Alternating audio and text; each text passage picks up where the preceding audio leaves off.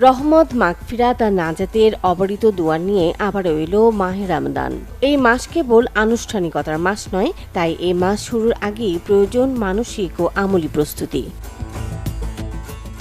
সিয়াম সাধনার এই মাস আল্লাহর পক্ষ থেকে বিশেষ অনুগ্রহের একটি মুহূর্ত। তাই প্রত্যেক মুসলমানের উচিত এ মাসকে আনন্দের সাথে গ্রহণ করা এবং সর্বোচ্চ উপকার অর্জনের প্রস্তুতি নেওয়া। পবিত্র এ মাস আসার আগে দোয়া করা উচিত, আল্লাহ যেন সুস্থতা ও নিরাপত্তার সাথে এই মাস পাওয়ার তৌফিক দান করেন এবং আগ্রহ ও স্বাচ্ছন্দ্যে রোজা ও ইবাদত করার তৌফিক দেন। রমাদান এলে আল্লাহর প্রতি কৃতজ্ঞতা জানানো এবং আনন্দ প্রকাশ করা সুন্নত। সিয়াম সাধনার মাস শুরু হলে সাহাবায়ে কিরাম একে অপরকে শুভেচ্ছা জানাতেন। নবীজি সাহাবাদের রমাদানের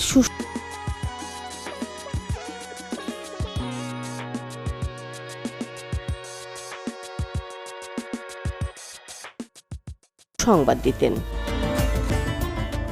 পবিত্র এই মাস সফল করতে চাইলে শুরুতেই মাসব্যাপী পরিকল্পনা জরুরি।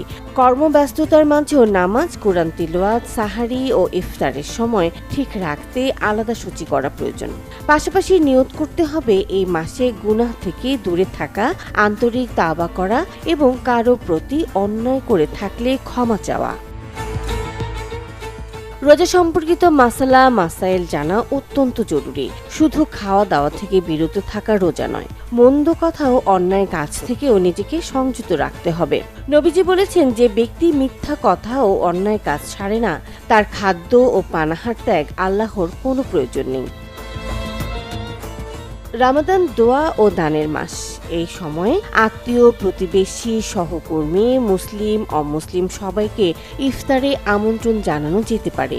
গরিব ও অসহায়দের সহায়তা করা, যাকাত ও সাদকা আদায়ে অগ্রাধিকার দেওয়া উচিত। মুনিয়া মুশতারি, চ্যানেল 24।